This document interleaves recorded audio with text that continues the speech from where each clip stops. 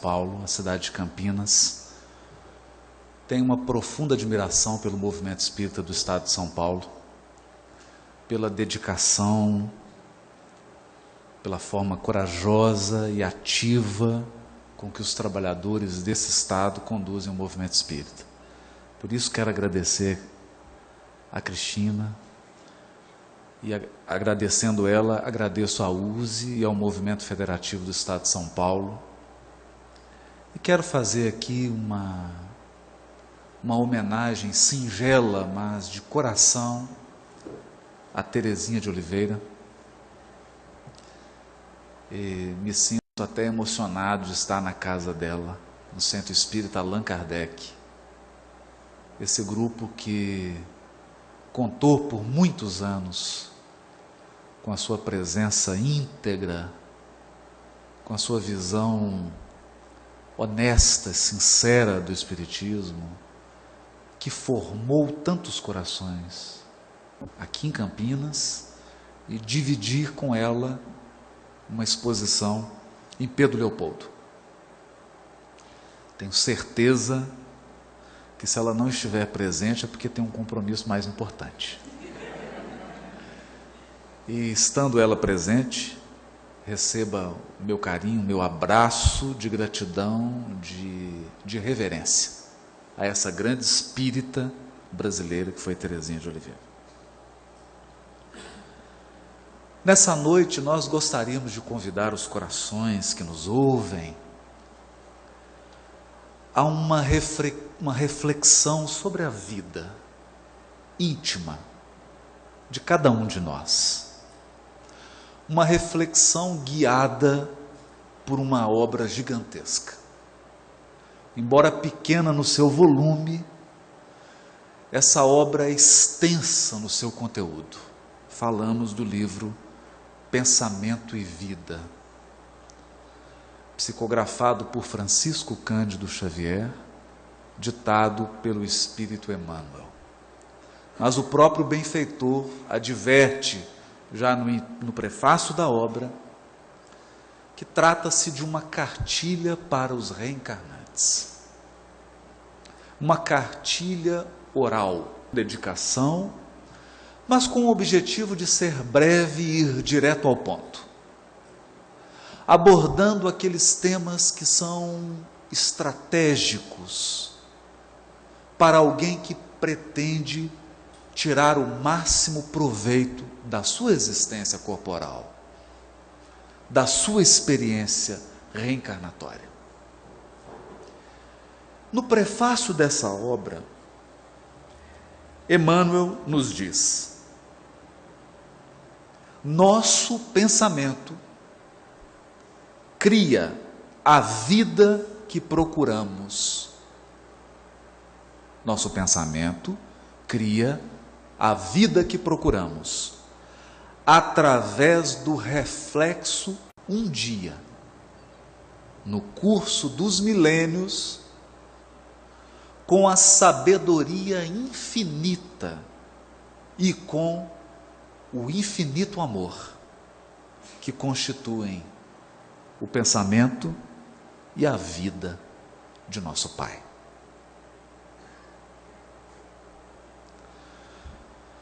Frase que já dá o tom da conversa. Já deixa claro para todos nós que aquela imagem que tínhamos do Criador, de um grande senhor feudal, ou de um rei medieval, que aponta o dedo e julga as criaturas, ou que estabelece uma linha, uma lista de itens proibidos e de itens permitidos, essa figura não atende mais os anseios do ser humano moderno. As criaturas do mundo de hoje anseiam por uma evolução do pensamento religioso, por uma nova concepção de Deus e das suas leis. Os corações anseiam por um novo tipo de relacionamento com a divindade. É para esses corações que buscam algo diferente que foi escrita essa cartilha. Ela não estabelece uma lista moralista, ela diz que o nosso pensamento cria a vida que vivemos.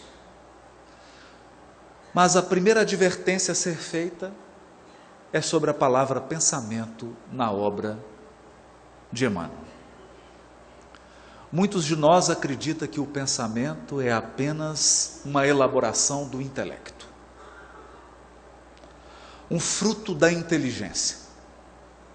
Portanto, todas as questões relacionadas ao nosso sentimento, ao nosso estado emocional, às nossas relações afetivas estariam de fora. Mas não é assim. Já no capítulo 1 da obra, Emmanuel deixa bem claro que para os espíritos, pensamento é algo palpável. Pensamento é uma espécie de fluido, uma matéria mesma, que flui do espírito, como a água flui de uma cachoeira.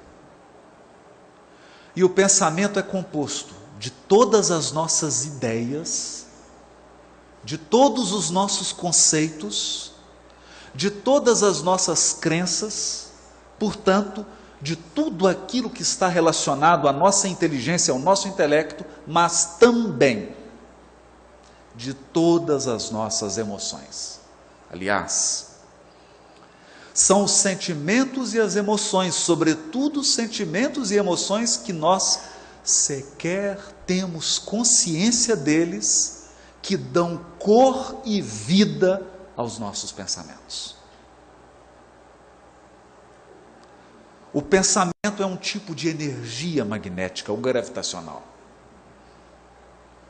que repele e atrai tudo que está em sintonia com ele. E o que dá o tom do pensamento é o conteúdo emocional dele, não só intelectual. Por essas ideias, a proposta é mais profunda. Por essa razão, o Espírito Verdade, no Evangelho segundo o Espiritismo, capítulo 6, o Cristo Consolador, advertiu: espíritas, amai-vos, eis o primeiro mandamento.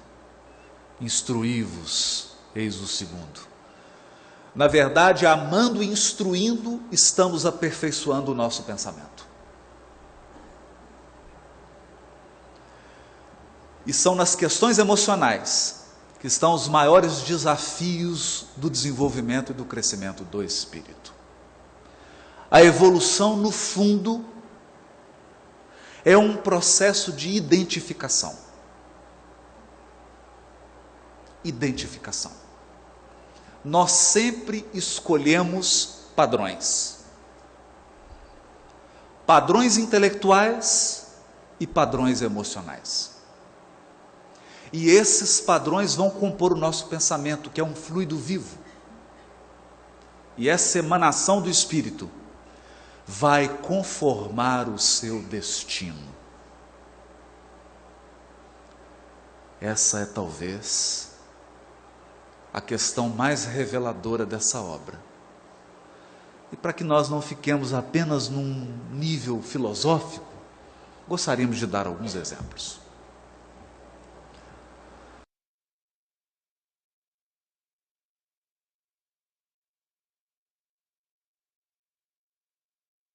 A doutrina espírita teve o grande mérito de alargar os nossos horizontes, ampliar a nossa visão. Porque é muito ruim uma visão estreita. Quanto mais estreita a nossa visão, mais frágil é o nosso caminhar. Mais frágil é a nossa decisão. A nossa vida passa a conter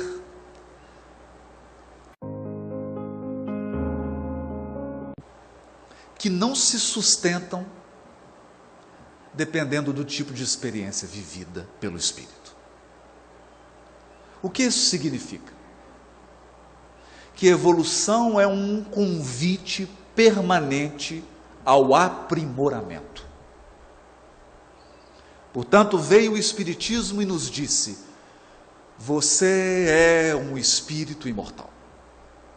Isso é muito relevante, muito relevante, porque o mundo inteiro grita, milhões e milhões e milhões de pessoas em todas as latitudes e em todas as longitudes do planeta são educadas para acreditarem que vão morrer. Nascem e vão morrer. E diariamente se despedem do mundo, das mais suntuosas metrópoles aos mais acanhados interiores, vilarejos, vilas, criaturas que chegam ao mundo espiritual desavisadas, como se fossem cegos tateando nas sombras, porque viveram acreditando que morreriam e, portanto, fizeram escolhas provisórias. Porque se você acredita que vai morrer, as suas escolhas são limitadas. A sua visão não é de longo alcance. Você vive de forma acanhada. Você vive com medo, inseguro, com um sentimento de fatalismo, tomado por uma tristeza inconveniente que insiste em apossar do seu coração, mesmo nos momentos mais felizes. Você vive temeroso. E esse temor não é tanto maldade. Já diria o Cristo ao apóstolo Levi: Levi, entenderás um dia que os homens são mais frágeis que perversos. Essa crença de que vão morrer fazem as criaturas fecharem em si mesmas e serem tomadas de um sentimento de conservação. Elas precisam acumular, precisam se fechar, não se abrem. Elas se entrincheiram como se fosse uma guerra, por medo. E no auge desse fenômeno do materialismo no mundo, nós temos hoje algumas síndromes.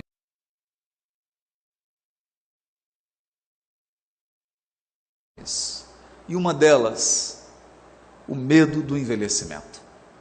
Nunca na história da humanidade se temeu tanto o envelhecimento. As pessoas ficam apavoradas. Não lidam bem com isso. Porque acreditam que vão morrer. Então nós acreditamos que pelo simples fato do Espiritismo ter gritado ao mundo: ninguém morre, ele já prestou à humanidade o maior serviço que poderia ter prestado.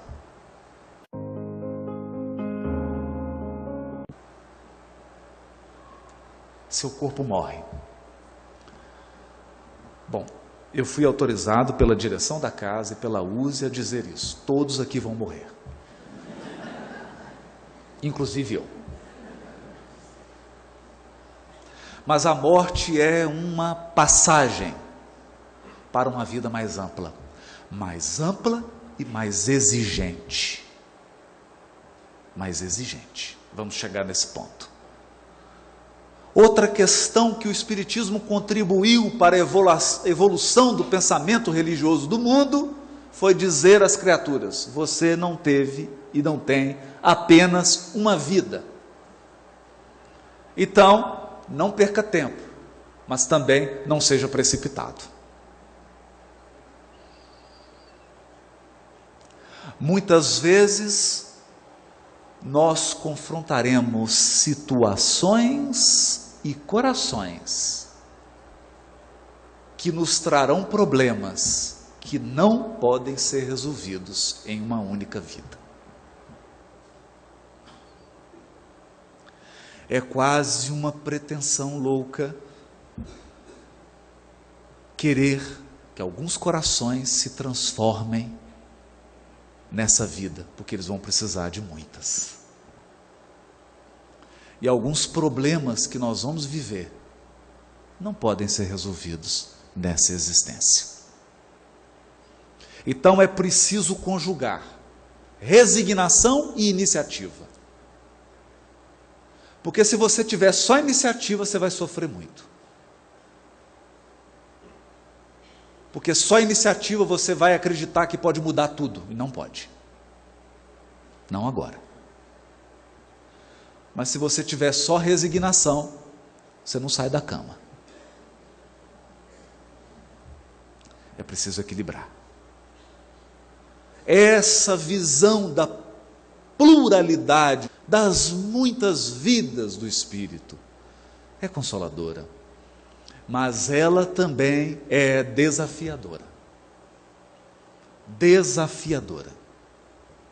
E o que ela nos desafia? Ela nos desafia se nós estivermos dispostos a ir além da superfície. O que é difícil. Muitos repetem num jargão: esse problema que eu tenho é um problema de karma.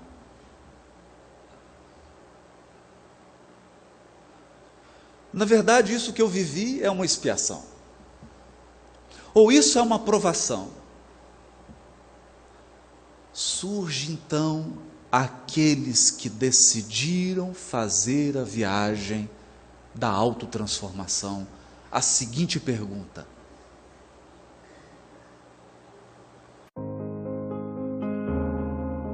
por quê? Então eu vou dar um exemplo assim, mais simples, né? Você olha para sua sogra e se pergunta: quando começou esse problema? É uma brincadeira, né? É uma brincadeira. Você olha para um chefe, para alguém da sua relação e fala: quando começou esse problema? Mas se você para na pergunta quando,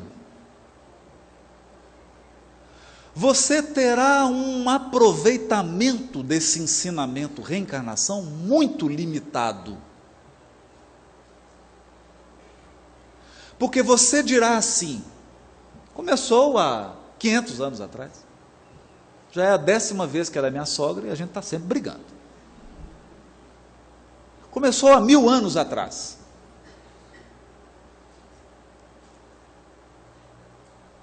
E se contentará com uma resposta que é numérica.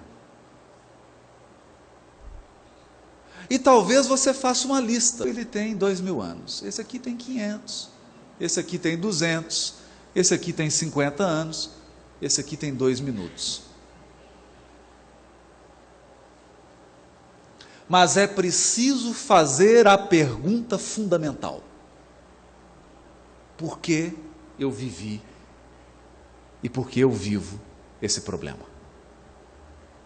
Por quê? Por quê? Se você teve a coragem de fazer essa pergunta, ouvirá então essa frase luminosa do benfeitor Emmanuel: o nosso pensamento cria a vida que procuramos. O que nós estamos dizendo? Nós estamos dizendo que dentro de você tem uma multidão de pessoas.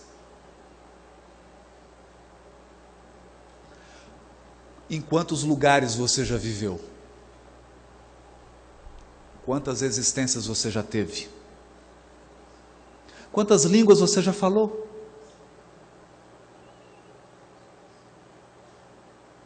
Com quantas pessoas você já se relacionou? Quantas profissões você já exerceu?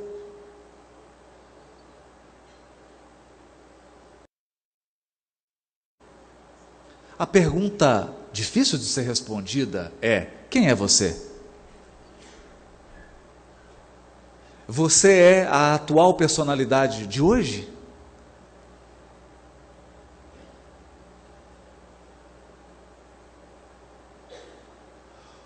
Ou a atual personalidade de hoje é uma etapa da sua jornada? Então, quando Jesus, ele pergunta: quem é você?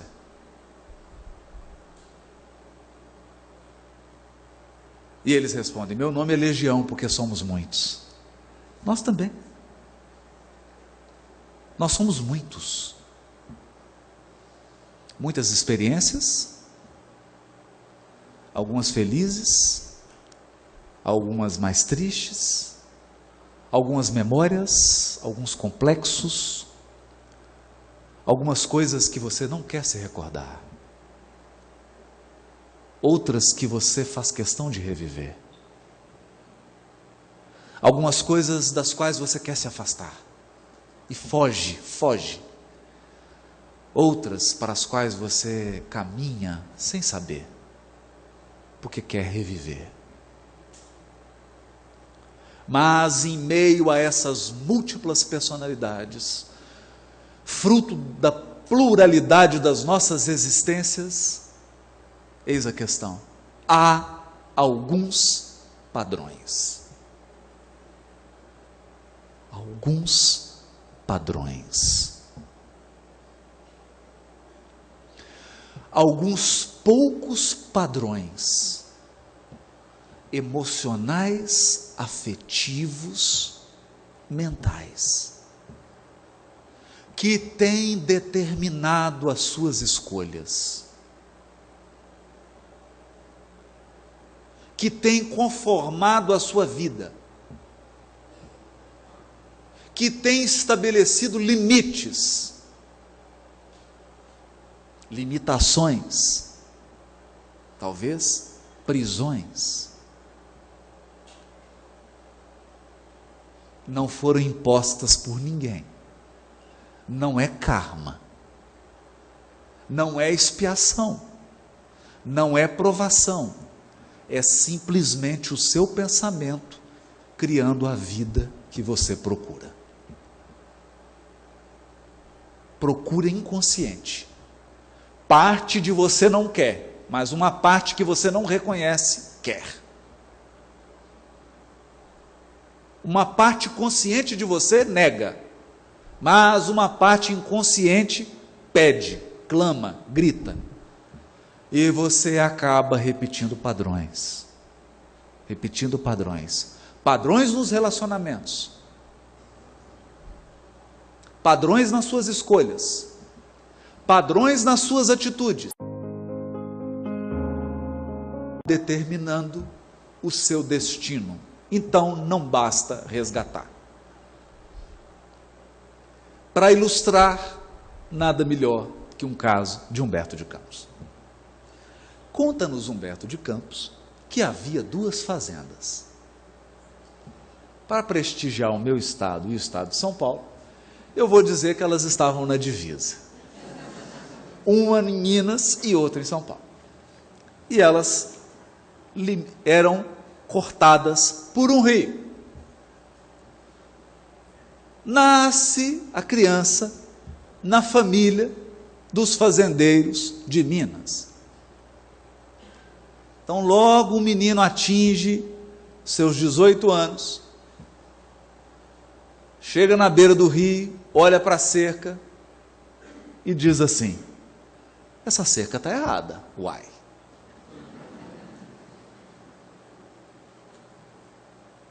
Essa cerca está errada. A nossa propriedade não para aqui.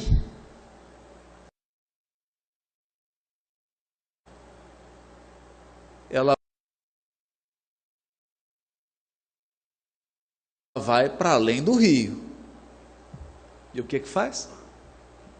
Muda a cerca. briga entre as famílias, tiroteio, ele mata e morre com um tiro. Chega no plano espiritual, e agora? Os espíritos avaliam, reúnem as duas famílias, vamos resolver esse problema. Quem estava na família de São Paulo, nasce na família de Minas. Quem estava na família de Minas, nasce da família de São Paulo. Nasceu ele do outro lado. Criança inteligente, ativa, chega aos 18 anos, vai para a beira do rio e olha, essa cerca está errada.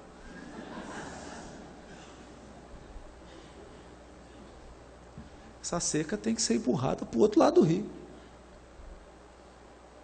Invadir a nossa propriedade. E os antigos falam, não mexe nisso, já deu briga, já deu morte. Seu bisavô morreu, era ele mesmo. O que ele faz? Muda a cerca. Tiroteio, briga, mata, morre de novo. Chega no mundo espiritual. E agora? Bom, agora vocês já perderam 200 anos com isso. Vamos voltar tudo para o início. Então, isso é o caso mesmo do Humberto de Campos, não estou inventando não. Se o caso é verdadeiro, eu não sei, mas ele é verossímil. Eu já vi coisa parecida. Voltam para o mundo espiritual, e agora? 200 anos. Reencarnou, resgatou, mas resolveu? Não. Porque viveram a experiência, mas o pensamento não mudou. Quando nós dizemos pensamento, na linguagem de Emmanuel, os padrões emocionais, afetivos e mentais mudaram. Mudaram. Então, e agora como é que vai ser? Não, agora você vai nascer de novo na família mineira. Todo mundo que é de São Paulo nasce na família paulista. Vamos começar. E aí o anjo guardião falou, só você vai me prometer uma coisa. Eu não quero ver.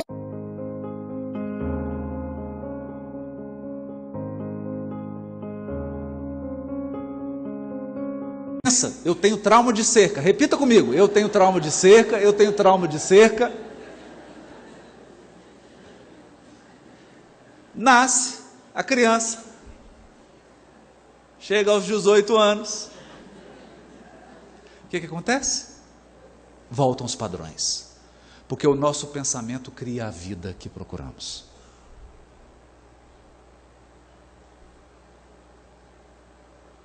O menino vai visitar a cerca. Fala, essa cerca está errada. Nesse dia ele dorme, tem uma reunião no plano espiritual, inclusive com o anjo guardião, com o espírito protetor. E aí eles contam para ele, olha, isso não é brincadeira.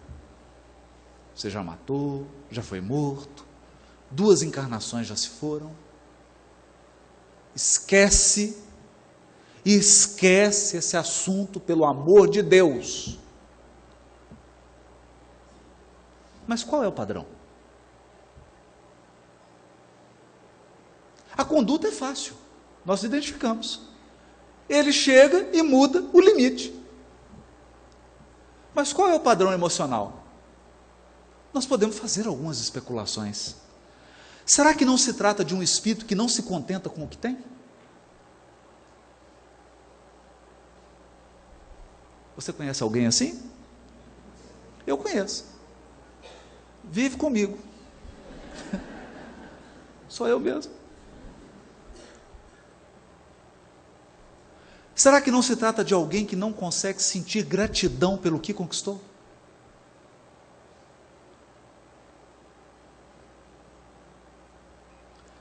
Porque a questão é que se você tem dificuldade de ser feliz com o que você já tem, não adianta muito aumentar.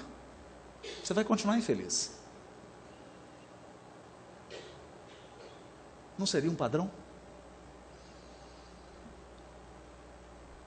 Nós podemos pensar no outro, padrão da transgressão. O indivíduo gosta da adrenalina de transgredir. Não, eu gosto de empurrar mesmo, fazer a coisa errada. Só para ter emoção. Pô, mas você vai desencarnar? Não, mas é bom, né? Desencarna, encarna, resgata. Essa adrenalina eu gosto. É um padrão. É um padrão emocional.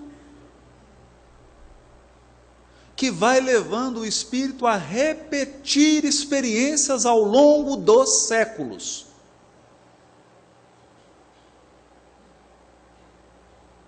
Ao longo dos séculos. Bom, como que se resolveu o caso? Não sabemos. O conto acaba, Humberto de Campos não diz. Deixou suspense, deixou em aberto.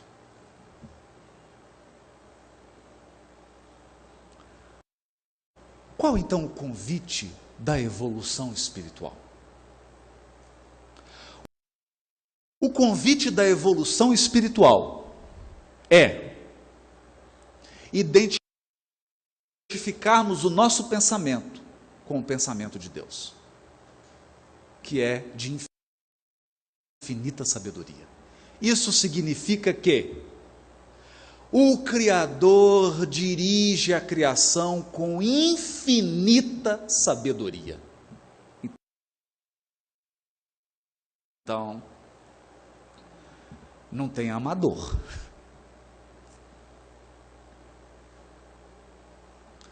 Não tem sorte. Não tem acaso. Deus dirige o cosmos e a nossa vida individual com infinita sabedoria. Infinita sabedoria. A pergunta é: nós temos adotado a sabedoria em nossas escolhas?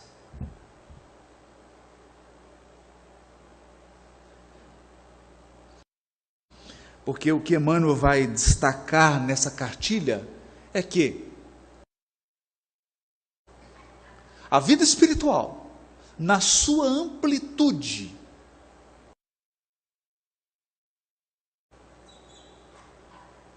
é uma trama de escolhas e consequências. Apenas. Escolhas e consequências. Não erro e punição, não. Escolhas e consequências. Toda escolha tem consequências. Toda consequência é resultado de escolhas.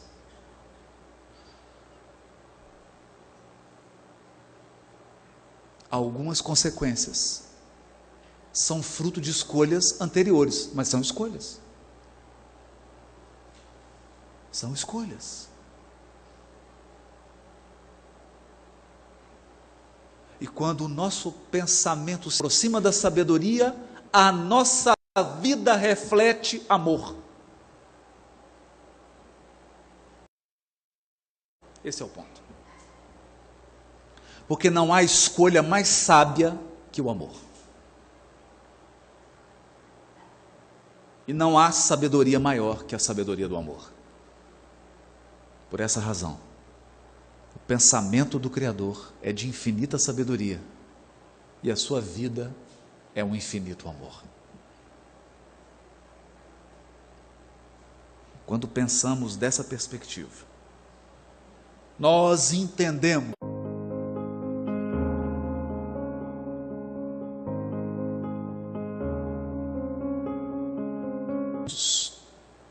de nós mesmos. Nós plasmamos a vida. Evidentemente, não se trata de um processo imediatista. Talvez hoje você esteja vivendo consequências de escolhas feitas há 1500 anos atrás. Talvez hoje você esteja enfrentando situações que foram criadas há 2000 anos atrás, há 500 anos atrás.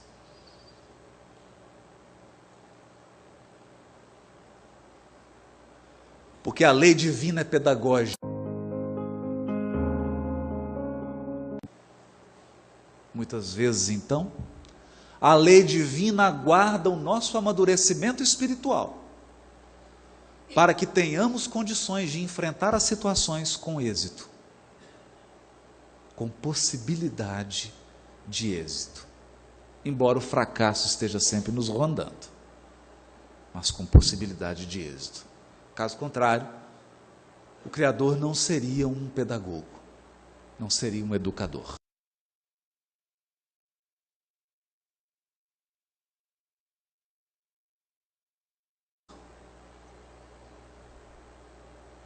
Não teria o infinito amor, e Ele tem. A mente é o espelho da vida. Nós nos refletimos mutuamente uns nos outros.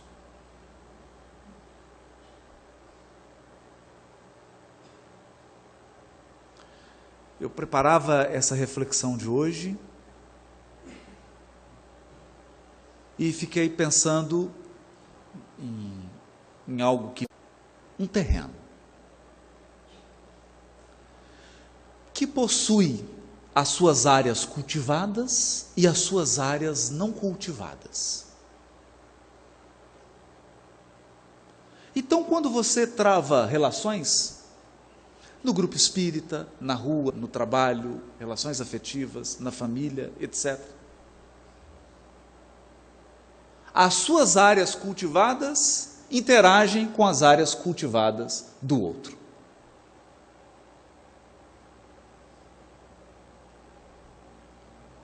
E daí podem surgir afinidades profundas ou aversões. Podem surgir. Então, você é mais paciente e o outro é mais ansioso. Você é mais ansioso, o outro é mais paciente. Como a vida tende para o equilíbrio, se você é muito paciente, você vai ter muitos ansiosos ao seu lado. Se você é muito ansioso, você vai ter muitos pacientes ao seu lado. Porque ambos precisam aprender o equilíbrio. Se você é muito ativo, estará cercado de pessoas mais passivas. Se você é muito passivo, estará cercado de pessoas ativas. Deus é pedagogo. E geralmente Ele faz isso na família, para não ter jeito de fugir da lição. Mas há um aspecto menos evidente. Todo coração possui áreas não cultivadas.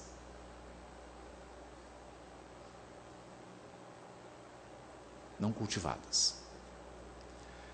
Significa que o coração humano é um terreno de possibilidades. E às vezes, o que você está colhendo de alguém não é propriamente o que essa pessoa tem, é o que você plantou.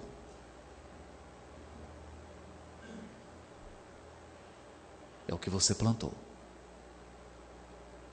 Então nós temos indivíduos que são extremamente grosseiros e agressivos. Ele vai encontrar alguns corações que são grosseiros e agressivos como ele. E aí geralmente ele vai dizer: nossa, fulano é tão agressivo.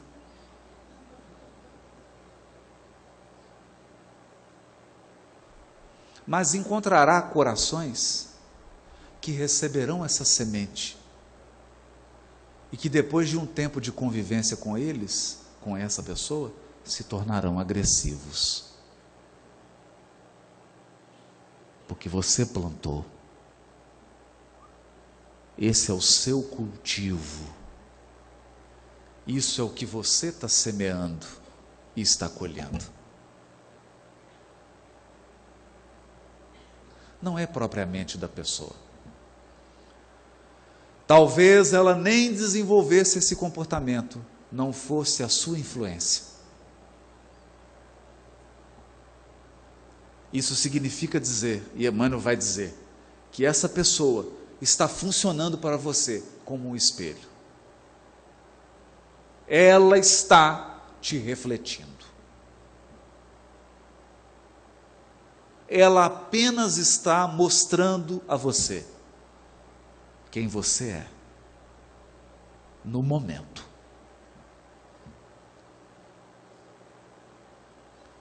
As criaturas refletem-se reciprocamente.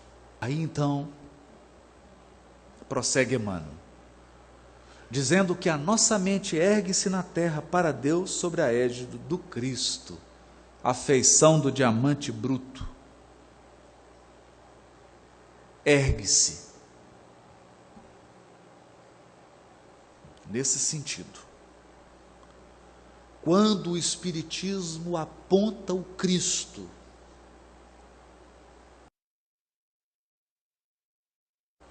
como um modelo,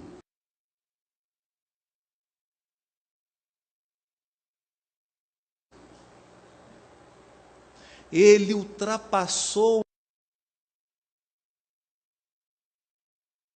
a concepção tradicional de religiosidade.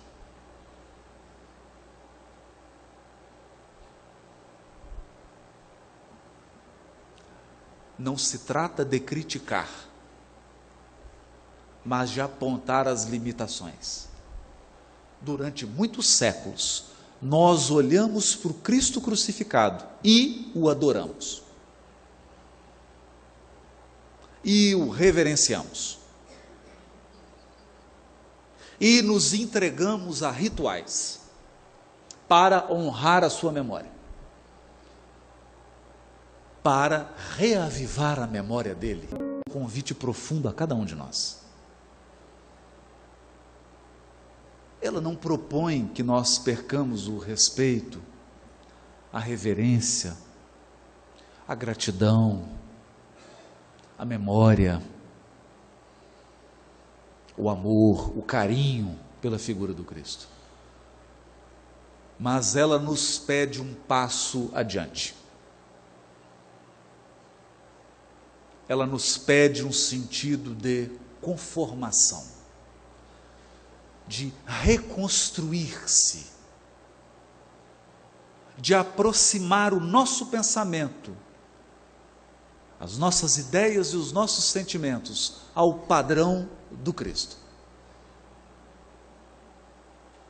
para que a nossa vida passe a refletir padrões da vida do Cristo. O ódio nos perturba psiquicamente.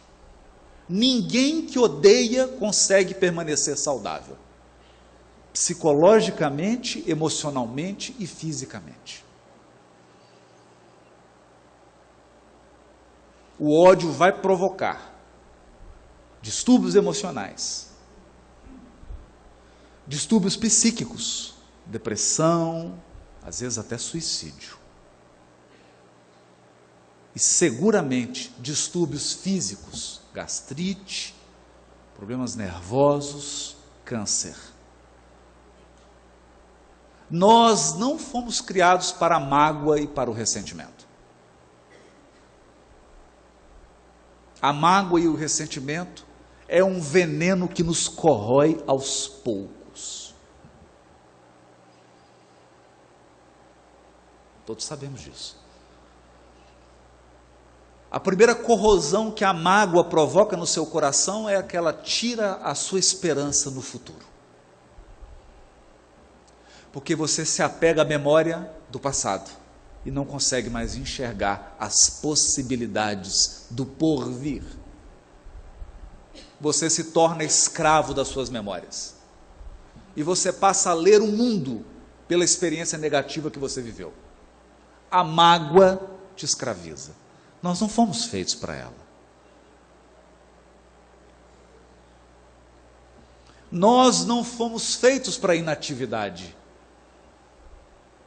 Nós fomos criados para o trabalho, para a criatividade, para a bondade, para a ação construtiva.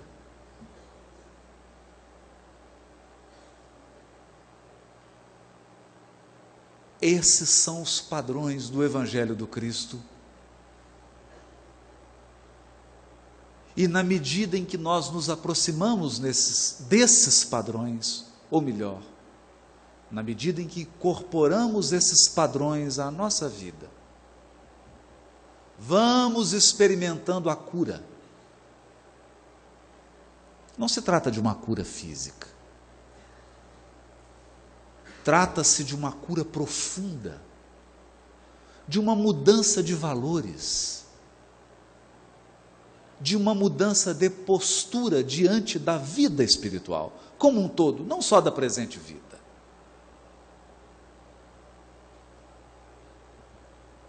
É disso que fala o Espiritismo quando toca no nome de Jesus. É por essa razão que nós nos recordamos aqui, saudosamente, das apostilas de Teresinha de Oliveira, estudando ali as passagens do Evangelho, recolhendo lições daqueles fatos aparentemente insignificantes,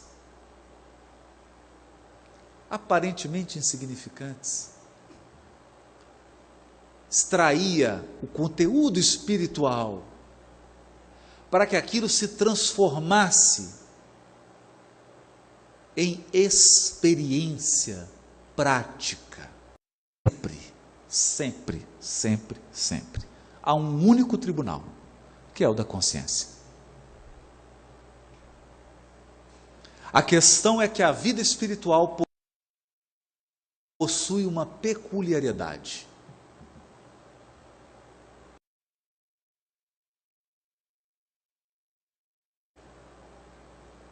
Quando você perde o invólucro carnal,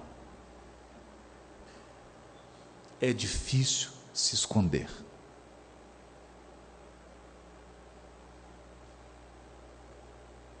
Uma das características do mundo espiritual é que ele te mostra do tamanho que você é, exatamente como você é.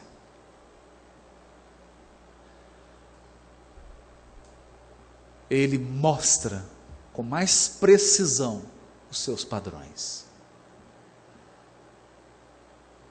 É por isso que nós vamos encontrar um médico famoso na terra, na qualidade de um necessitado no umbral, André Luiz.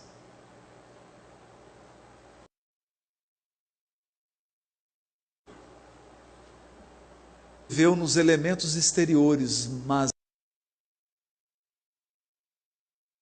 não se percebeu, não se olhou, não cuidou de si, não se avaliou.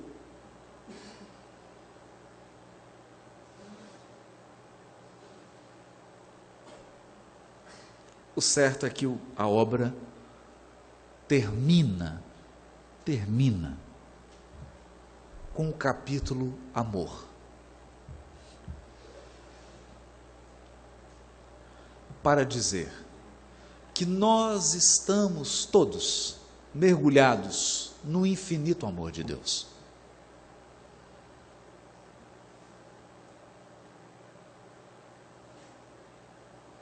E para o amor infinito de Deus, não há uma condenação a você. O amor infinito do Criador não te condena, te enxerga. É diferente. Ele não aponta o dedo, ele te devassa. Te descortina. Tira os véus e te auxilia a ver. A ver. É por isso que umas passagens mais lindas do Evangelho é daquele cego, com muitos físicos apenas, procuravam o Cristo para serem curados fisicamente. E a maioria regredia. Era curado e voltava a adoecer. Mas esse chega diante do Cristo, e bastava Jesus, na sua sabedoria, no seu olhar, capaz de sondar os corações. O que Jesus poderia fazer? Não precisava ele dizer nada, bastava Jesus curá-lo.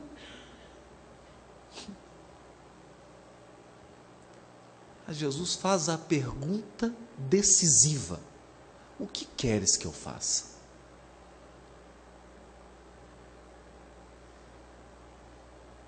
O que você procura? O que você procura?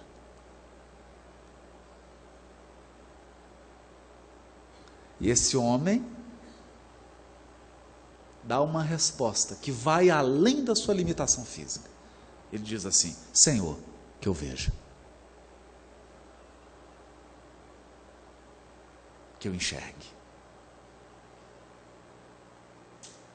Você não será mais a mesma pessoa depois que enxergar. Se você enxergar,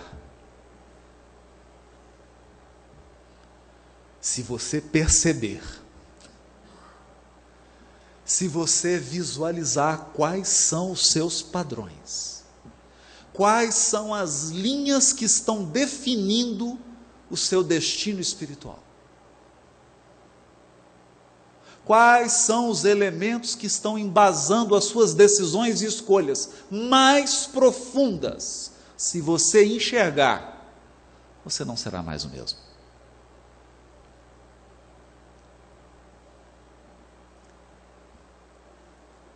Alguns talvez estranhem a proposta do Espiritismo, porque ele não proíbe nada, mas espera tudo. Espera tudo de nós.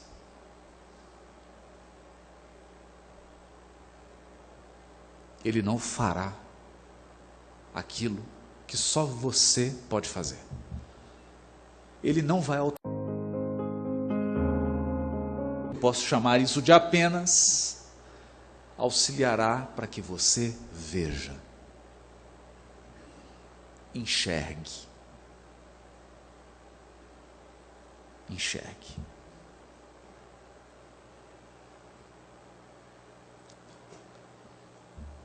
Se você vir, se você olhar, fará o que fez Bartimeu: seguirá. Seguirá. Não é fácil seguir. Não é fácil. Há alguns elementos difíceis em seguir o Cristo. E ele disse para Simão: crê em mim, te levarei aonde não queiras ir.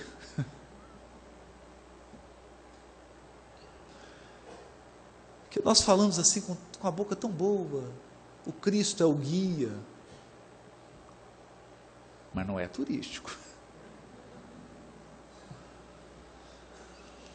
Vai nos levar por caminhos que a gente não quer ir. Porque são caminhos. Seguir, então, pede primeiro enxergar, admitir, convencer-se, para então conformar-se, no sentido construtivo e criativo.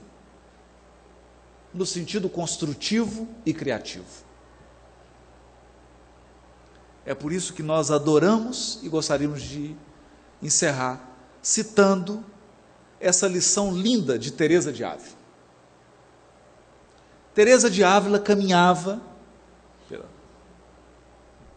nos arredores da região em que ela vivia, e sobreveio uma tempestade enorme. Teresa de Ávila foi aquela missionária cristã que trouxe uma proposta tão profunda e que toca na reflexão que estamos fazendo essa noite. Ela escreveu uma obra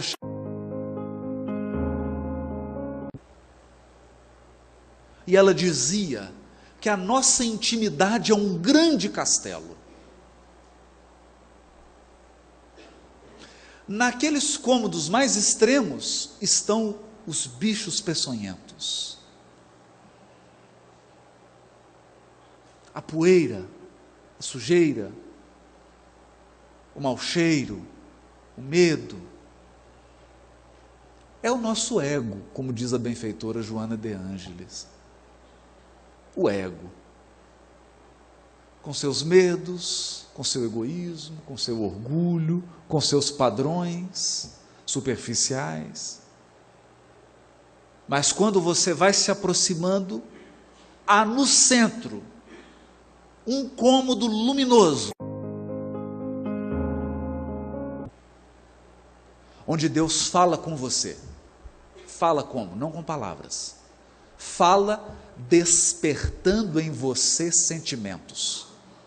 Sentimentos que te dão a certeza de que você está no caminho certo. É assim que Deus comunica. Mas para chegar nesse centro, diz Teresa de Ávila, quanto mais você se concentra, quanto mais você se conhece, quanto mais você olha para dentro de você, na medida em que você se esforça por se conhecer, surge a louca da casa. A louca da casa é uma doida varrida, que mora dentro de você, e que assim que você deseja se conhecer, ela começa a bater panela, gritar, e fazer o maior escândalo. É mais ou menos assim. Começa a reunião, e todos dizem, vamos fazer a prece. Pai de infinita bondade, você está assim, amanhã tem que pagar a conta de luz. Está vencida, é a doida da casa.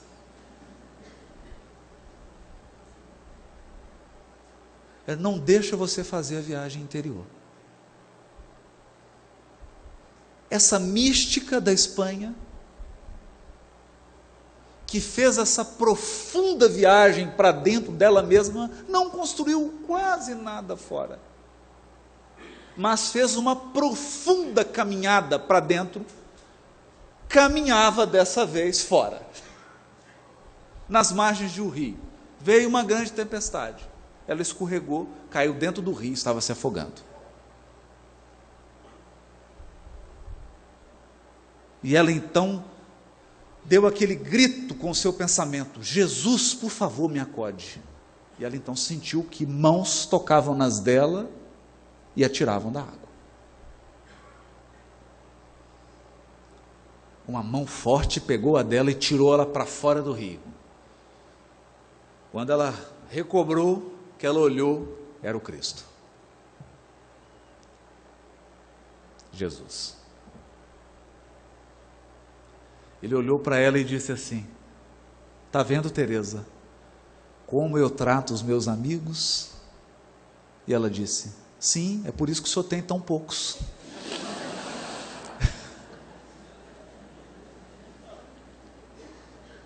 Essa conformação criativa, esse seguir o Cristo com autoridade, grandeza, com largueza, a ponto de encontrá-lo e dizer, mestre, está difícil.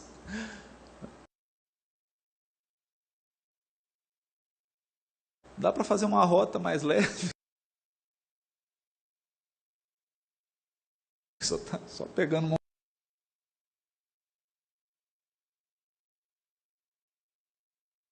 montanha.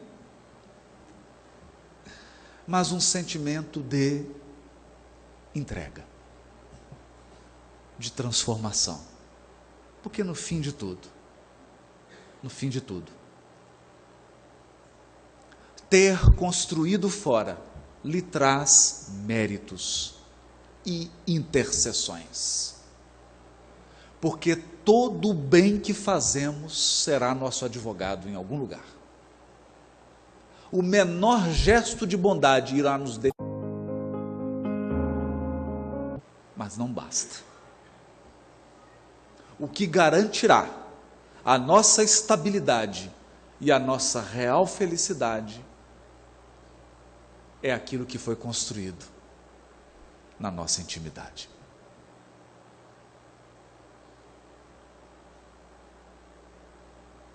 Por isso Cristo repete várias vezes, e ficou gravado no capítulo 6 do Sermão do Monte, Evangelho de Mateus: quando orares, não faça como os fariseus, que oram nas praças, para serem vistos pelos homens. Entra no teu aposento secreto e ora a Deus em segredo.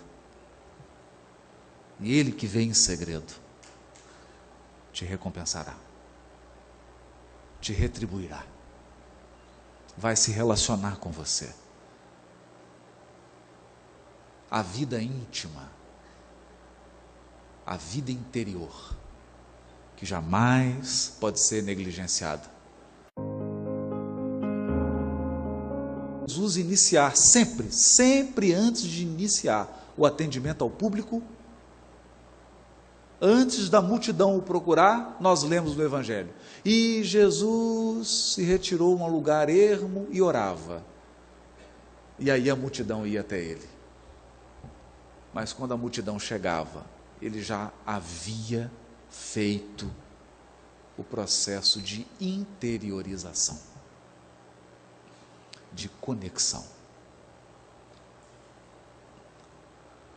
O nosso pensamento cria a vida que procuramos. Meu desejo é que, mirando e seguindo Cristo, à luz da doutrina espírita, você possa alterar os padrões, redirecionar suas buscas e encontrar uma vida de felicidade, de harmonia e de amor. Paz para todos.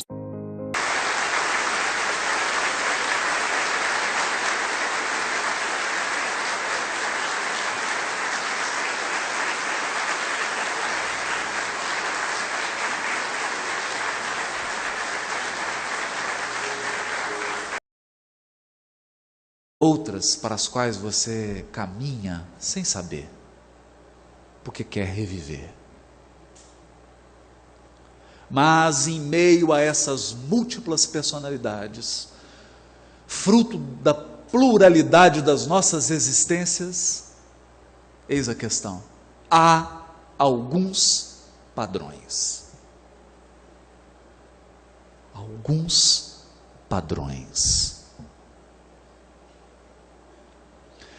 Alguns poucos padrões emocionais, afetivos, mentais, que têm determinado as suas escolhas, que têm conformado a sua vida, que têm estabelecido limites, limitações, talvez prisões. Não foram impostas por ninguém. Não é karma, não é expiação, não é provação, é simplesmente o seu pensamento criando a vida que você procura. Procura inconsciente. Parte de você não quer, mas uma parte que você não reconhece quer.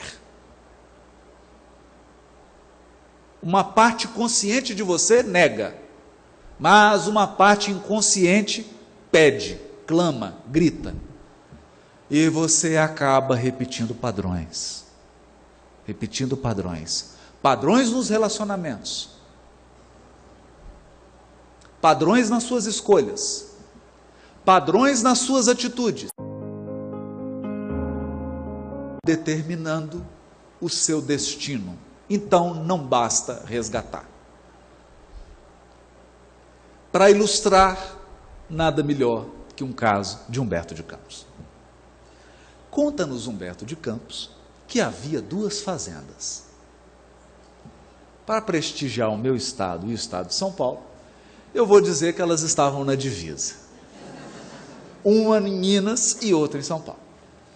E elas eram cortadas por um rio. Nasce a criança na família dos fazendeiros de Minas. Então, logo o menino atinge seus 18 anos, chega na beira do rio, olha para a cerca e diz assim: essa cerca está errada, uai.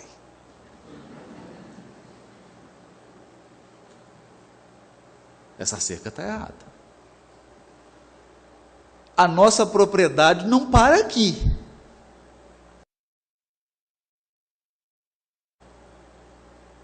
Ela vai para além do rio. E o que faz? Muda a cerca. Briga entre as famílias, tiroteio, ele mata e morre com um tiro. Chega no plano espiritual. E agora? Os espíritos avaliam, reúnem as 2 famílias, vamos resolver esse problema. Quem estava na família de São Paulo, nasce na família de Minas. Quem estava na família de Minas, nasce da família de São Paulo. Nasceu ele do outro lado. Criança inteligente, ativa, chega aos 18 anos, vai para a beira do rio e olha, essa cerca está errada.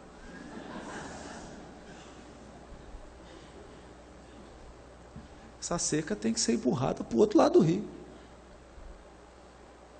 Invadir a nossa propriedade. E os antigos falam, não mexe nisso, já deu briga, já deu morte. Seu bisavô morreu, era ele mesmo. O que ele faz? Muda a cerca.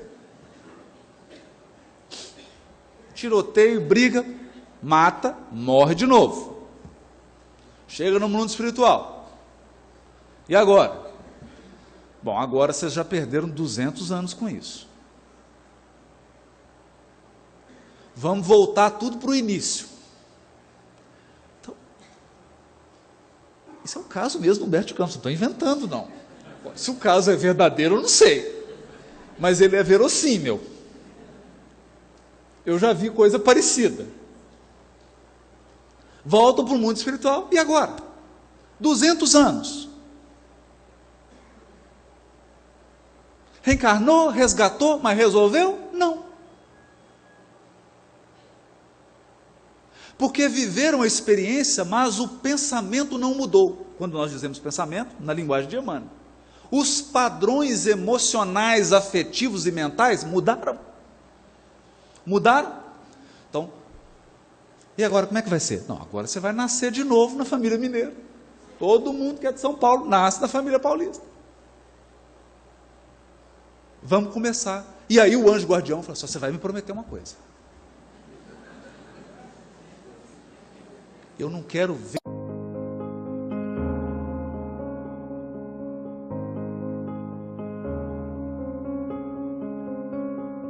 Eu tenho trauma de cerca. Repita comigo. Eu tenho trauma de cerca, eu tenho trauma de cerca. Nasce a criança. Chega aos 18 anos. O que acontece? Voltam os padrões. Porque o nosso pensamento cria a vida que procuramos.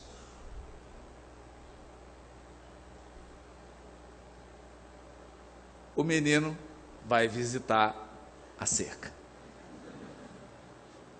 Fala, essa cerca está errada. Nesse dia ele dorme, tem uma reunião no plano espiritual, inclusive com o anjo guardião, com o espírito protetor. E aí eles contam para ele, olha, isso não é brincadeira. Você já matou, já foi morto, 2 encarnações já se foram. Esquece esse assunto, pelo amor de Deus. Mas qual é o padrão? A conduta é fácil, nós identificamos. Ele chega e muda o limite. Mas qual é o padrão emocional? Nós podemos fazer algumas especulações. Será que não se trata de um espírito que não se contenta com o que tem? Você conhece alguém assim? Eu conheço. Vive comigo. Sou eu mesmo. Será que não se trata de alguém que não consegue sentir gratidão pelo que conquistou?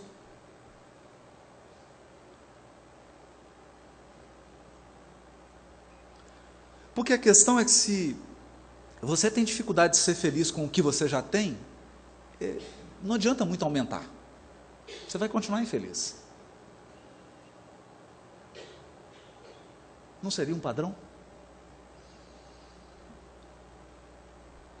Nós podemos pensar no outro, padrão da transgressão. O indivíduo gosta da adrenalina de transgredir. Não, eu gosto de empurrar mesmo, fazer a coisa errada. Só para ter emoção. Pô, mas você vai desencarnar? Não, mas é bom, né? Desencarna, encarna, resgata. Essa adrenalina eu gosto. É um padrão. É um padrão emocional. Que vai levando o espírito a repetir experiências ao longo dos séculos.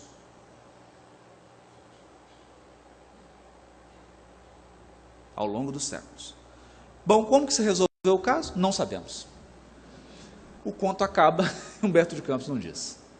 Deixou suspense, deixou em aberto.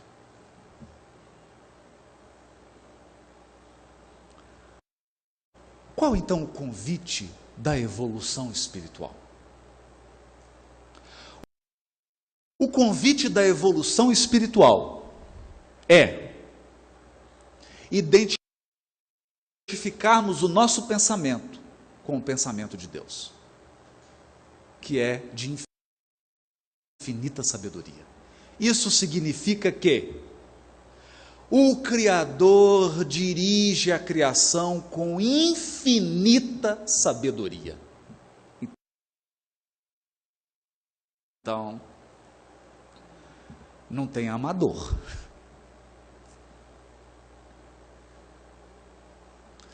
Não tem sorte. Não tem acaso.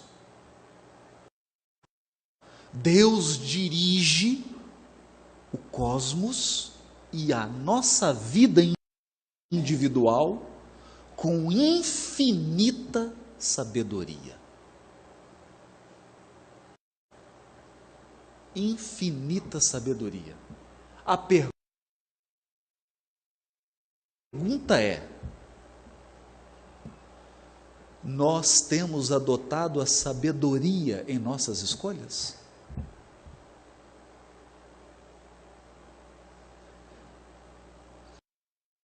Porque o que Emmanuel vai destacar nessa cartilha é que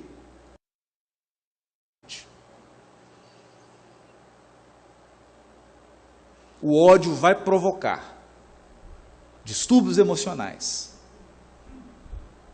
distúrbios psíquicos, depressão, às vezes até suicídio. E seguramente distúrbios físicos, gastrite, problemas nervosos, câncer. Nós não fomos criados para a mágoa e para o ressentimento. A mágoa e o ressentimento é um veneno que nos corrói aos poucos. Todos sabemos disso. A primeira corrosão que a mágoa provoca no seu coração é que ela tira a sua esperança no futuro. Porque você se apega à memória do passado e não consegue mais enxergar as possibilidades do porvir. Você se torna escravo das suas memórias. E você passa a ler o mundo pela experiência negativa que você viveu. A mágoa te escraviza. Nós não fomos feitos para ela. Nós não fomos feitos para a inatividade. Nós somos criados para o trabalho, para a criatividade, para a bondade, para a ação construtiva.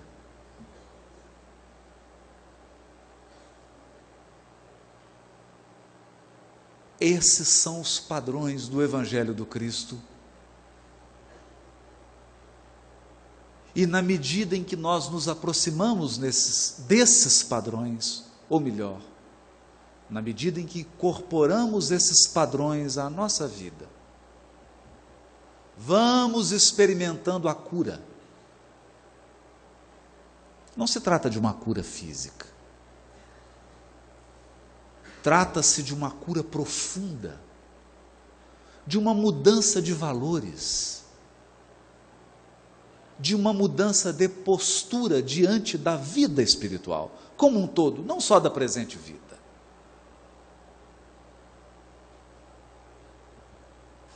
É disso que fala o Espiritismo, quando toca no nome de Jesus. É por essa razão que nós nos recordamos aqui, saudosamente, das apostilas de Teresinha de Oliveira, estudando ali as passagens do Evangelho, recolhendo lições daqueles fatos aparentemente insignificantes,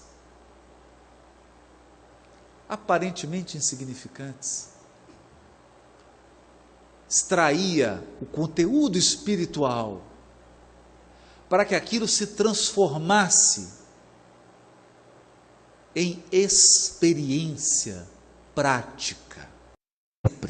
Sempre. Há um único tribunal, que é o da consciência. A questão é que a vida espiritual possui uma peculiaridade.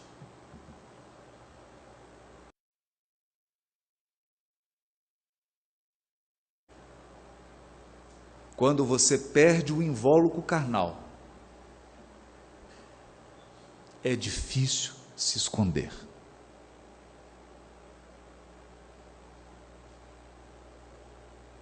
Uma das características do mundo espiritual é que ele te mostra do tamanho que você é, exatamente como você é.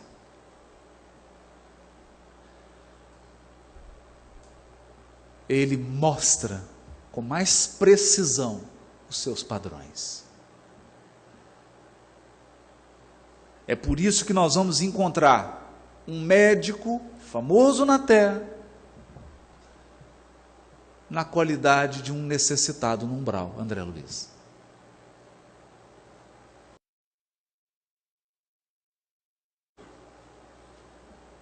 Viveu nos elementos exteriores, mas não se percebeu, não se olhou, não cuidou de si, não se avaliou.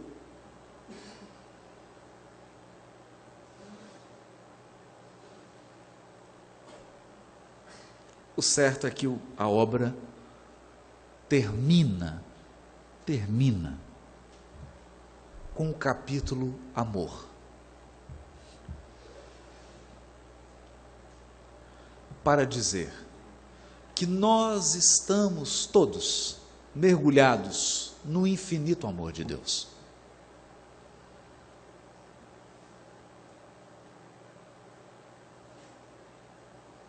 E para o amor infinito de Deus,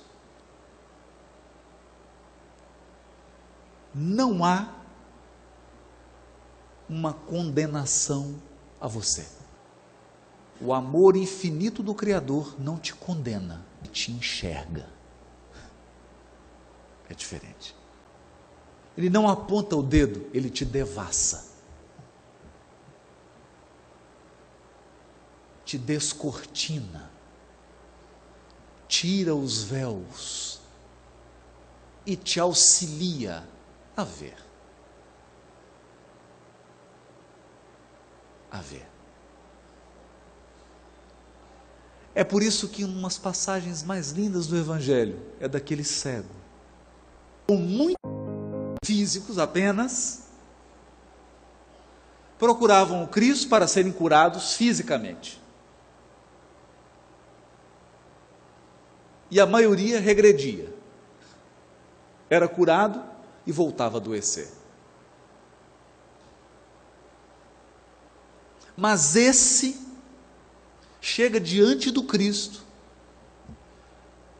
e bastava Jesus, na sua sabedoria, no seu olhar,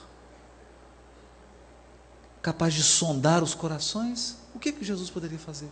Não precisava ele dizer nada. Bastava Jesus curá-lo.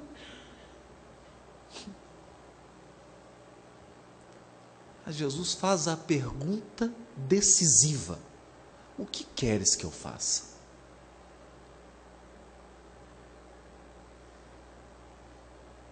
O que você procura? O que você procura?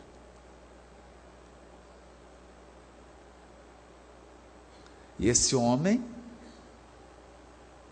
dá uma resposta que vai além da sua limitação física. Ele diz assim: Senhor, que eu veja, que eu enxergue.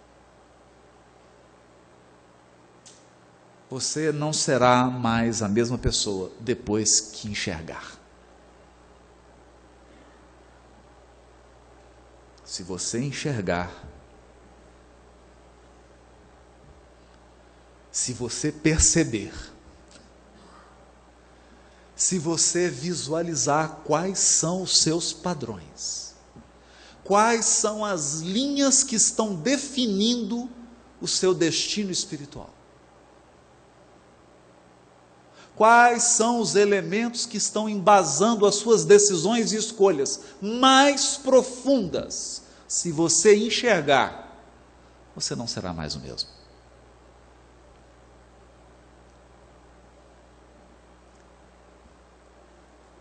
Alguns talvez estranhem a proposta do Espiritismo, porque ele não proíbe nada, mas espera tudo. Espera tudo de nós.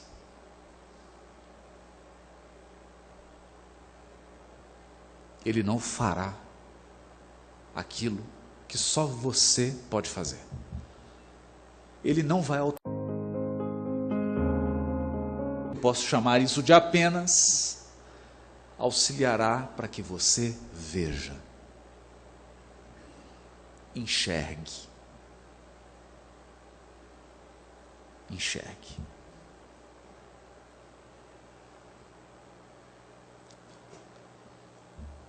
Se você vir, se você olhar, fará o que fez Bartimeu, seguirá. Seguirá. Não é fácil seguir. Não é fácil. Há alguns elementos difíceis em seguir o Cristo. E ele disse para Simão: crê em mim, te levarei aonde não queiras ir.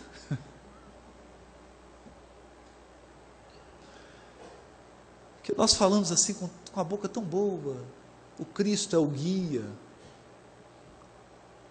mas não é turístico. Vai nos levar por caminhos que a gente não quer ir. Porque são caminhos.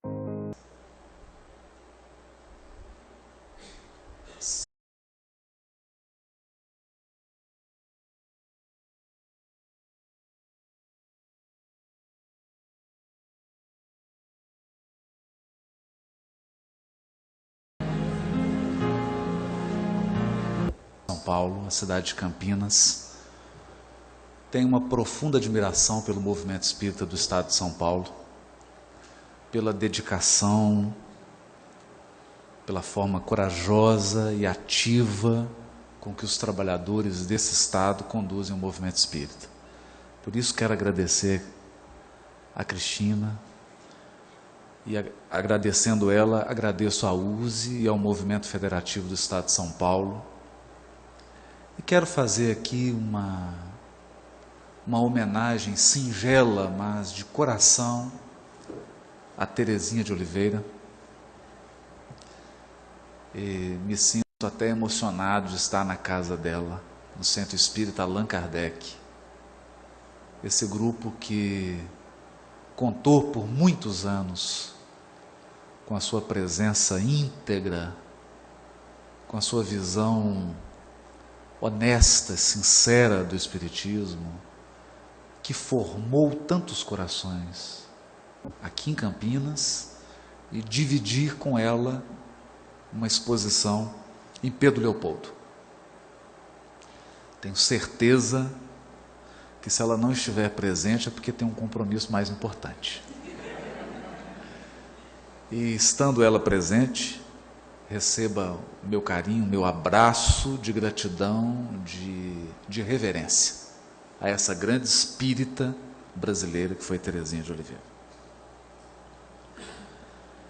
Nessa noite nós gostaríamos de convidar os corações que nos ouvem a uma reflexão sobre a vida íntima de cada um de nós. Uma reflexão guiada por uma obra gigantesca. Embora pequena no seu volume, essa obra é extensa no seu conteúdo. Falamos do livro Pensamento e Vida, psicografado por Francisco Cândido Xavier, ditado pelo Espírito Emmanuel. Mas o próprio benfeitor adverte, já no prefácio da obra, que trata-se de uma cartilha para os reencarnantes.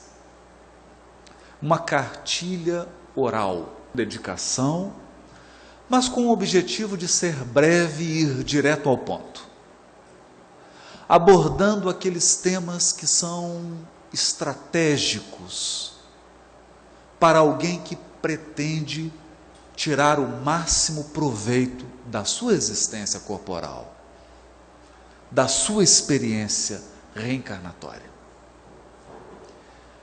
No prefácio dessa obra, Emmanuel nos diz: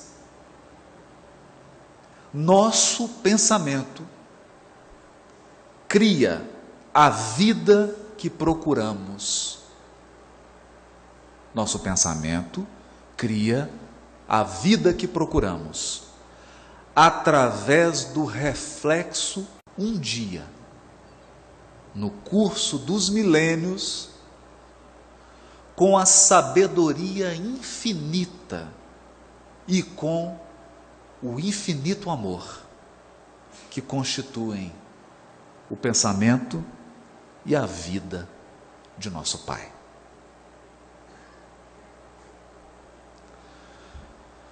Frase que já dá o tom da conversa. Já deixa claro para todos nós que aquela imagem que tínhamos do Criador, de um grande senhor feudal, ou de um rei medieval, que aponta o dedo e julga as criaturas, ou que estabelece uma linha, uma lista de itens proibidos e de itens permitidos, essa figura não atende mais os anseios do ser humano moderno. As criaturas do mundo de hoje anseiam por uma evolução do pensamento religioso, por uma nova concepção de Deus e das suas leis. Os corações anseiam por um novo tipo de relacionamento com a divindade.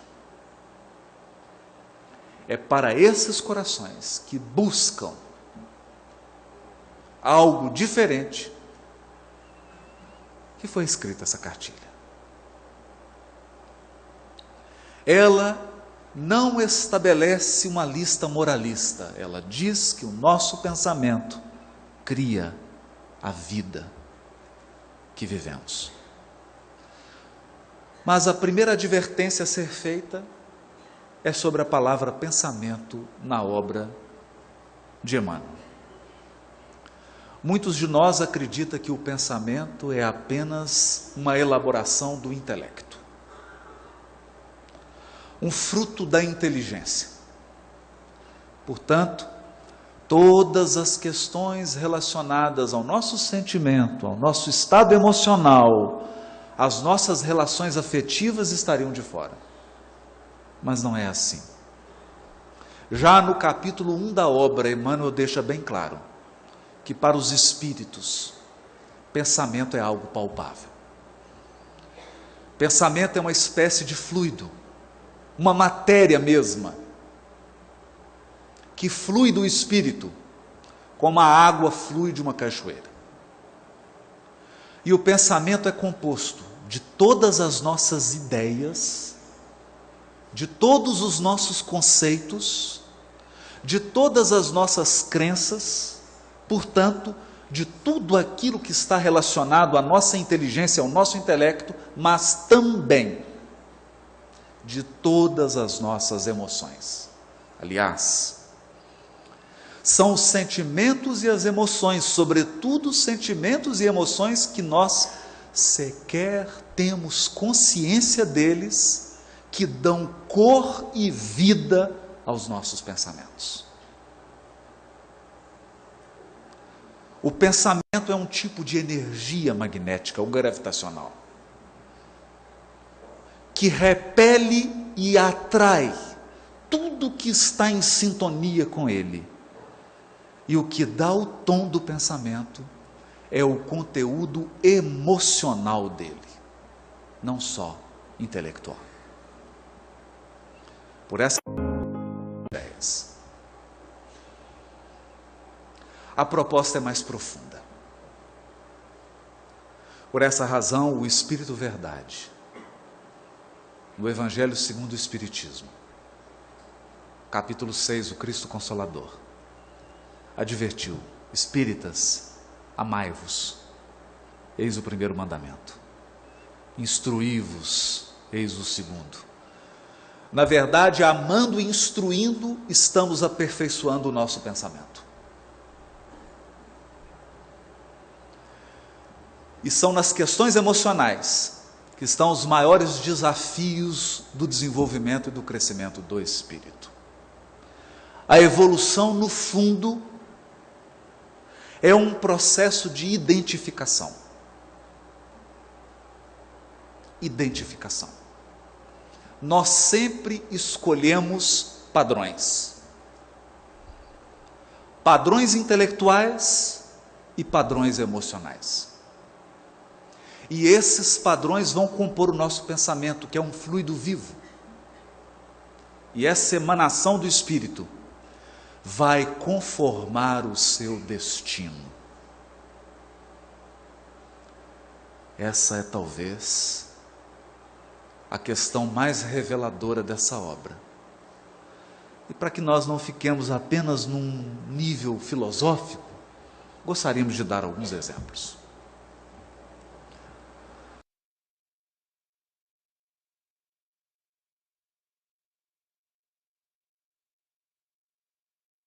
A doutrina espírita teve o grande mérito de alargar os nossos horizontes, ampliar a nossa visão. Porque é muito ruim uma visão estreita. Quanto mais estreita a nossa visão, mais frágil é o nosso caminhar. Mais frágil é a nossa decisão. A nossa vida passa a conter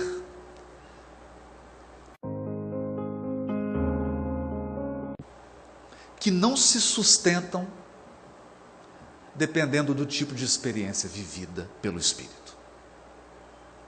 O que isso significa? Que evolução é um convite permanente ao aprimoramento. Portanto, veio o Espiritismo e nos disse: você é um espírito imortal. Isso é muito relevante, porque o mundo inteiro grita, milhões e milhões e milhões de pessoas em todas as latitudes e em todas as longitudes do planeta são educadas para acreditarem que vão morrer. Nascem e vão morrer. E diariamente se despedem do mundo, das mais suntuosas metrópoles aos mais acanhados interiores, vilarejos, vilas, criaturas que chegam ao mundo espiritual desavisadas, como se fossem cegos tateando nas sombras, porque viveram acreditando que morreriam e, portanto, fizeram escolhas provisórias. Porque se você acredita que vai morrer, as suas escolhas são limitadas. A sua visão não é de longo alcance. Você vive de forma acanhada. Você vive com medo, inseguro, com um sentimento de fatalismo, tomado por uma tristeza inconveniente, que insiste em apossar do seu coração, mesmo nos momentos mais felizes. Você vive temeroso. E esse temor não é tanto maldade.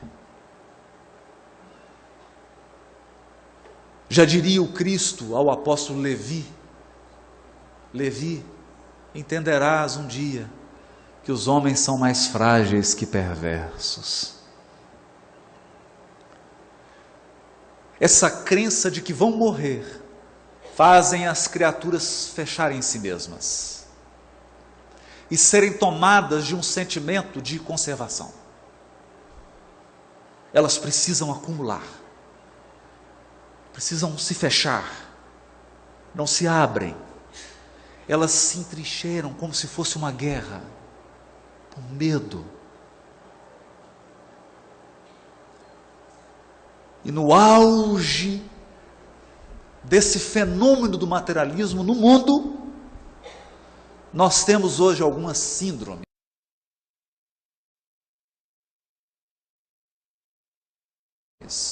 E uma delas, o medo do envelhecimento. Nunca na história da humanidade se temeu tanto o envelhecimento.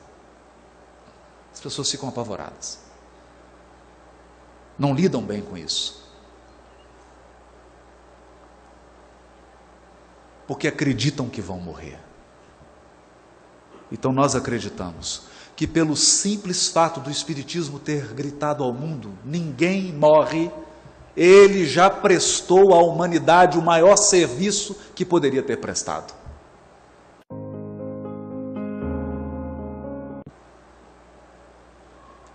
Seu corpo morre. Bom, eu fui autorizado pela direção da casa e pela USE a dizer isso: todos aqui vão morrer, inclusive eu. Mas a morte é uma passagem para uma vida mais ampla e mais exigente. Vamos chegar nesse ponto. Outra questão que o Espiritismo contribuiu para a evolução do pensamento religioso do mundo foi dizer às criaturas: você não teve e não tem apenas uma vida. Então, não perca tempo, mas também não seja precipitado. Muitas vezes nós confrontaremos situações e corações que nos trarão problemas que não podem ser resolvidos em uma única vida. É quase uma pretensão louca querer que alguns corações se transformem nessa vida, porque eles vão precisar de muitas.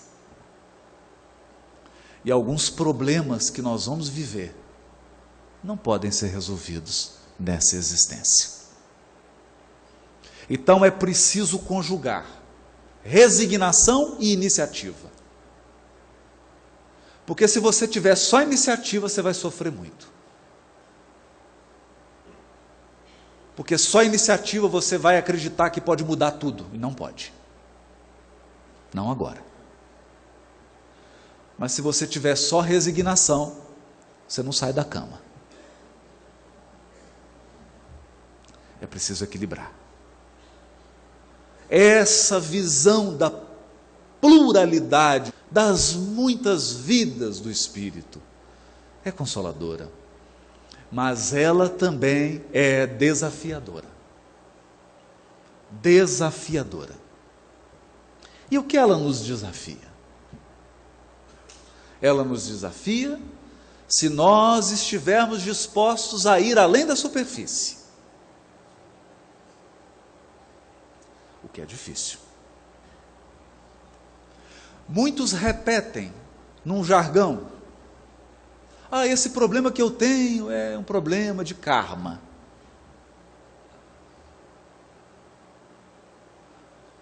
Na verdade, isso que eu vivi é uma expiação.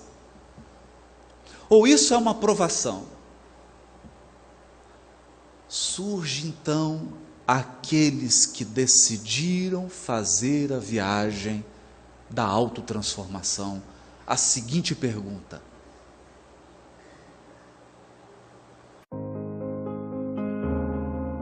por quê?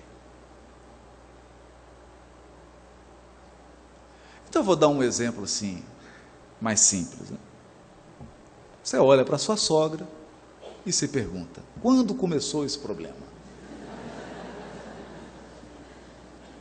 É uma brincadeira, né? É uma brincadeira. Você olha para um chefe, para alguém da sua relação e fala: quando começou esse problema? Mas se você para na pergunta quando, você terá um aproveitamento desse ensinamento reencarnação muito limitado. Porque você dirá assim: começou há 500 anos atrás. Já é a 10ª vez que ela é minha sogra e a gente está sempre brigando. Começou há 1000 anos atrás.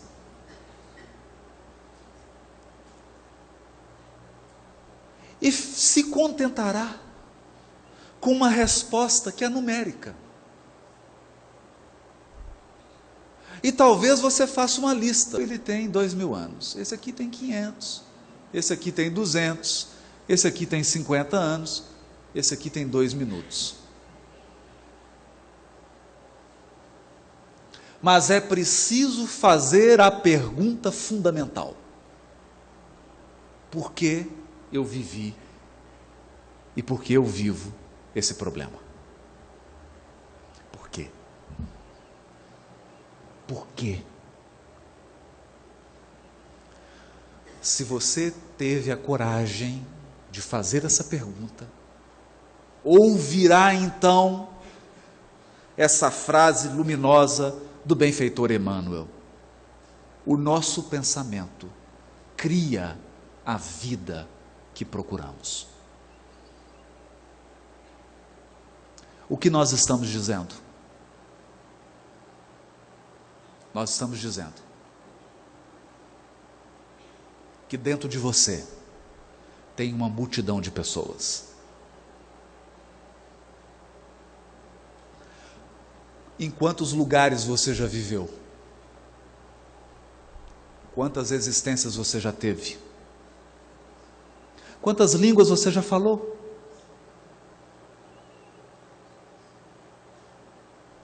Com quantas pessoas você já se relacionou?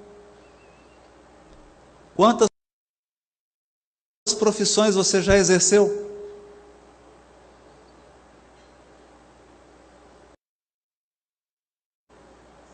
A pergunta difícil de ser respondida é: quem é você?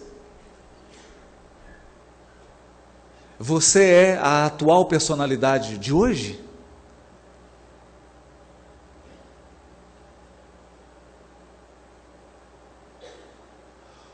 Ou a atual personalidade de hoje é uma etapa da sua jornada? Então, quando Jesus, ele pergunta: quem é você?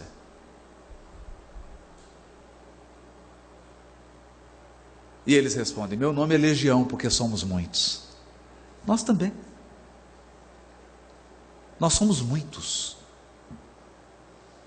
Muitas experiências, algumas felizes, algumas mais tristes, algumas memórias, alguns complexos, algumas coisas que você não quer se recordar,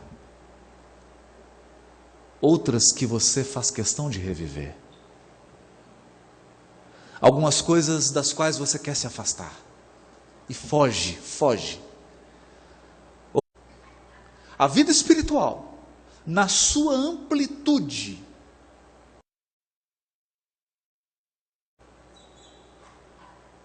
é uma trama de escolhas e consequências.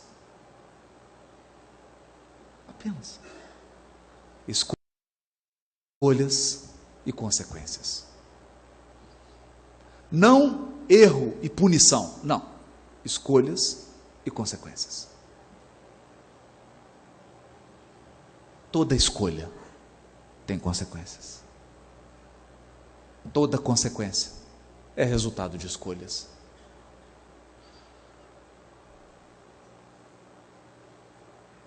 Algumas consequências são fruto de escolhas anteriores, mas são escolhas. São escolhas.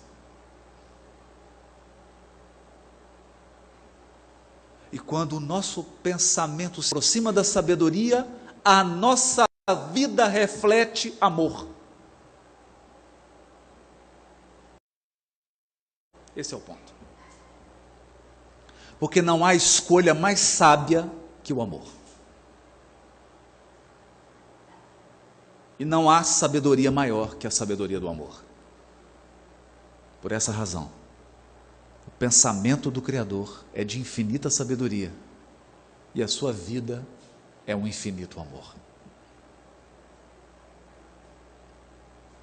Quando pensamos dessa perspectiva, nós entendemos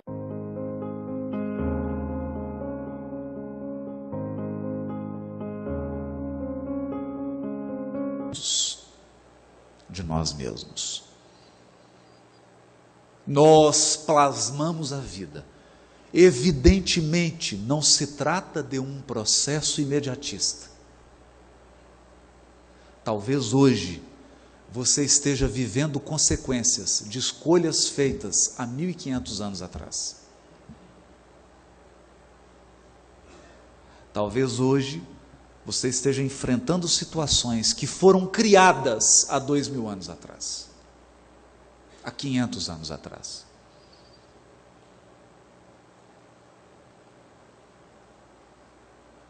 Porque a lei divina é pedagógica. Muitas vezes, então, a lei divina aguarda o nosso amadurecimento espiritual, para que tenhamos condições de enfrentar as situações com êxito, com possibilidade de êxito, embora o fracasso esteja sempre nos rondando, mas com possibilidade de êxito. Caso contrário, o Criador não seria um pedagogo, não seria um educador.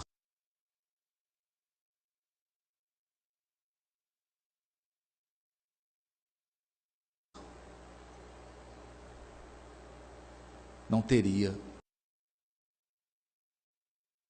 o infinito amor, e Ele tem. A mente é o espelho da vida. Nós nos refletimos mutuamente uns nos outros.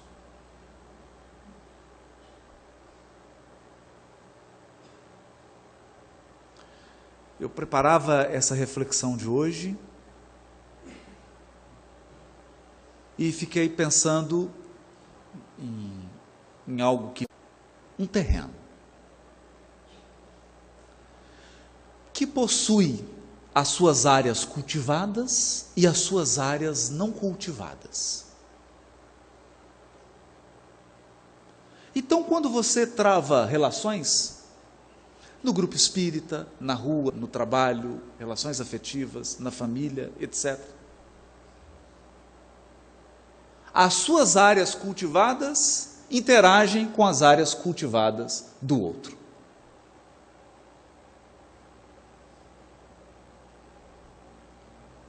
E daí podem surgir afinidades profundas ou aversões. Podem surgir. Então, você é mais paciente e o outro é mais ansioso. Você é mais ansioso, o outro é mais paciente. Como a vida tende para o equilíbrio, se você é muito paciente, você vai ter muitos ansiosos ao seu lado.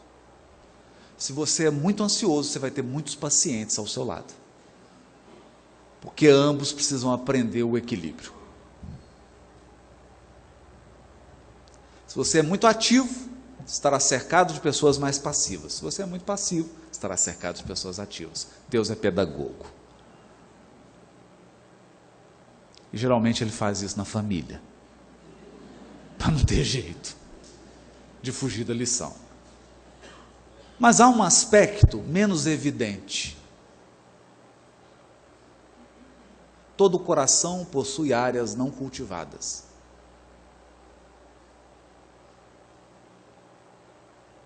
Não cultivadas. Significa que o coração humano é um terreno de possibilidades.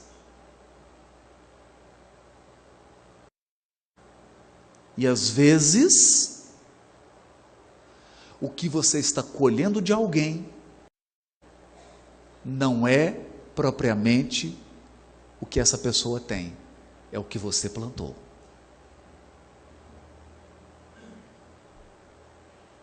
É o que você plantou.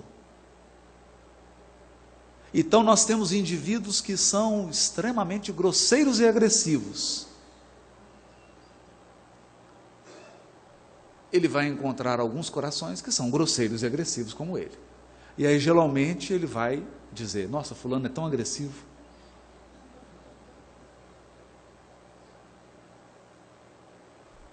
Mas encontrará corações que receberão essa semente e que depois de um tempo de convivência com eles, com essa pessoa, se tornarão agressivos. Porque você plantou. Esse é o seu cultivo. Isso é o que você está semeando e está colhendo. Não é propriamente da pessoa. Talvez ela nem desenvolvesse esse comportamento, não fosse a sua influência. Isso significa dizer, e Emmanuel vai dizer, que essa pessoa está funcionando para você como um espelho. Ela está te refletindo. Ela apenas está mostrando a você quem você é no momento.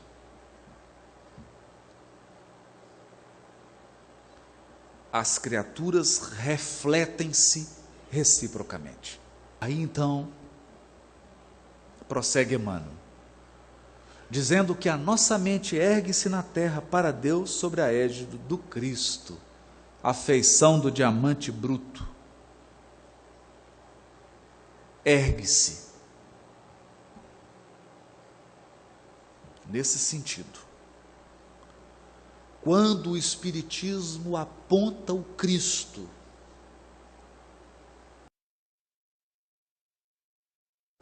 como um modelo,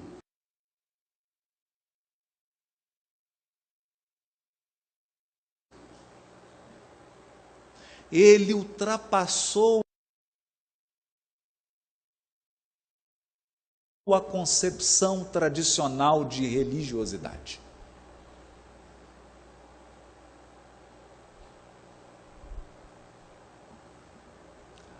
Não se trata de criticar, mas de apontar as limitações.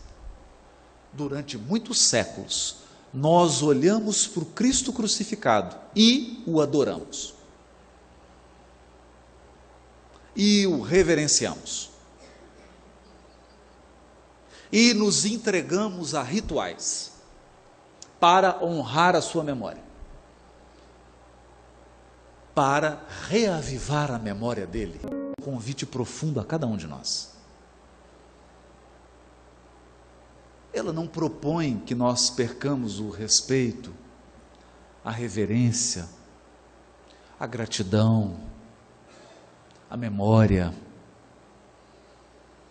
o amor, o carinho pela figura do Cristo. Mas ela nos pede um passo adiante. Ela nos pede um sentido de conformação, de reconstruir-se, de aproximar o nosso pensamento, as nossas ideias e os nossos sentimentos ao padrão do Cristo, para que a nossa vida passe a refletir padrões da vida do Cristo. O ódio nos perturba psiquicamente. Ninguém que odeia consegue permanecer saudável, psicologicamente, emocionalmente e fisicamente.